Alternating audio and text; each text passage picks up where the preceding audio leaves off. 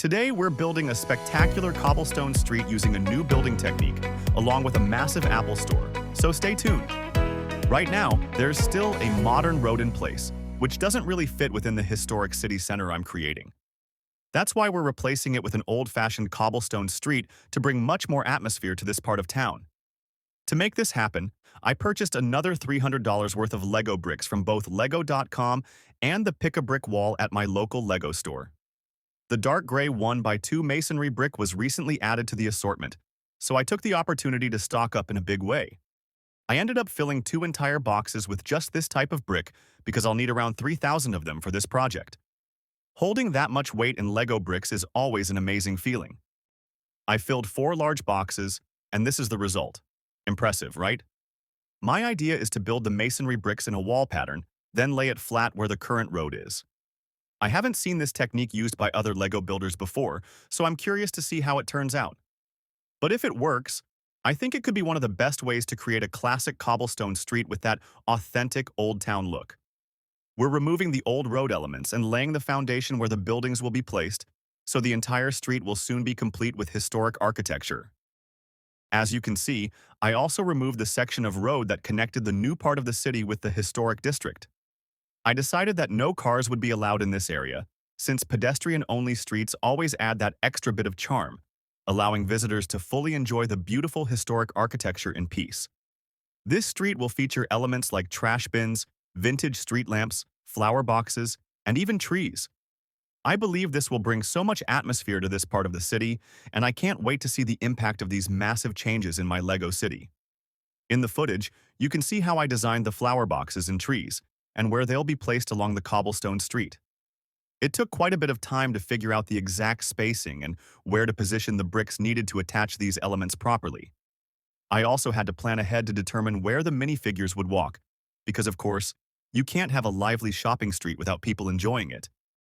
We're placing the first minifigures on the street, and now it's finally time to show you the technique I used to build this cobblestone road.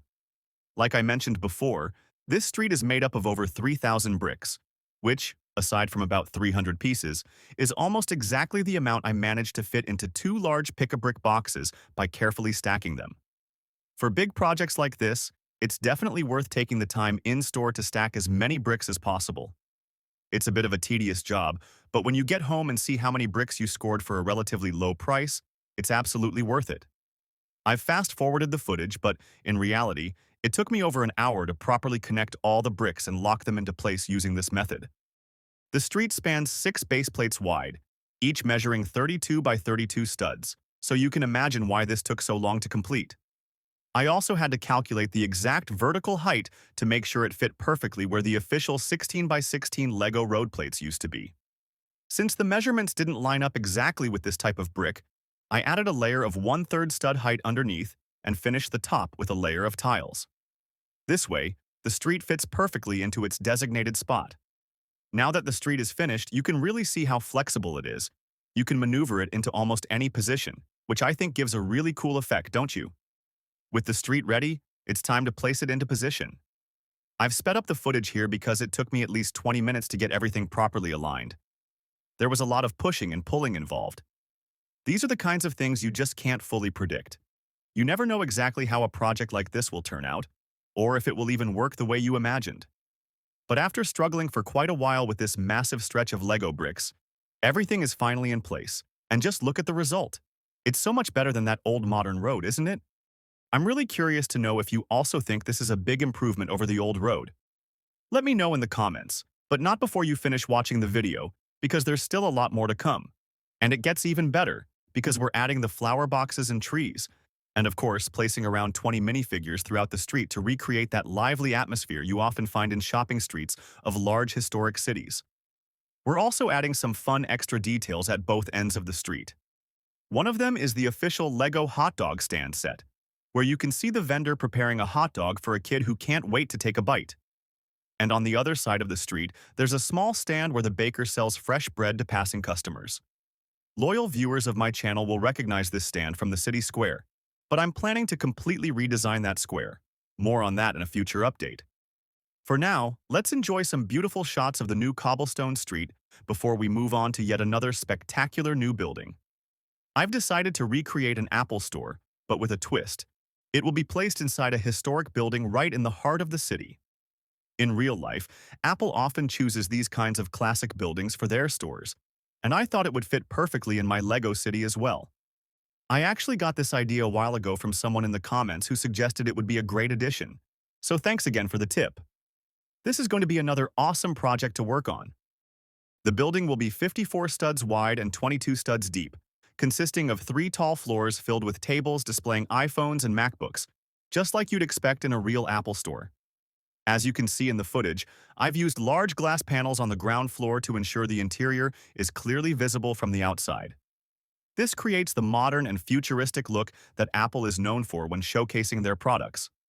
For Apple, design is everything, and their physical stores are a big part of that experience. For the upper floors, I'm using the same brickwork technique I've used before on surrounding historic buildings. It's a time-consuming method that requires a lot of bricks, but it gives a unique texture that fits perfectly with a building like this, where a modern store is housed in a classic exterior. This time, I decided to give the window frames a dark red color, since I wanted something different from the usual black, gray, or white. For now, I've used white window frames on the back of the building, but these will be replaced with dark red ones once my new order arrives. As you can see, it took some careful adjusting to find the right balance between the windows and wall sections. This is always a process that really comes together while I'm building. I figure it out as I go. I finished the top of the first floor with tiles, allowing the second floor to be easily removed whenever adjustments need to be made inside the store. Like all my builds, this one is fully modular, making it practical and flexible for future changes. I'm using the same style for building the second floor, adding white tiles to finish the exterior walls. Each floor requires over 50 window frames, so you can imagine this isn't exactly a cheap project. But these classic windows are essential to give the building its historic look, so there's really no other choice. And we haven't even started on the Apple Store interior yet. That's going to be truly spectacular, as you'll see. I'm aiming for a design that feels almost magical, recreating the store as realistically as possible. I've already placed a new order with light brown wooden tables, MacBooks, iPhones, and much more. So make sure to subscribe to my channel so you don't miss any updates. If you'd like to support this project, give this video a like and let me know in the comments what you thought and what you'd like to see in the next update. Want to help grow this city into the greatest LEGO city ever built? Become a channel member and, as a thank you, get access to exclusive videos available only to members. You'll see how I come up with my designs and learn how you too can buy LEGO as affordably as possible. Thanks for watching, and I'll see you in the next update.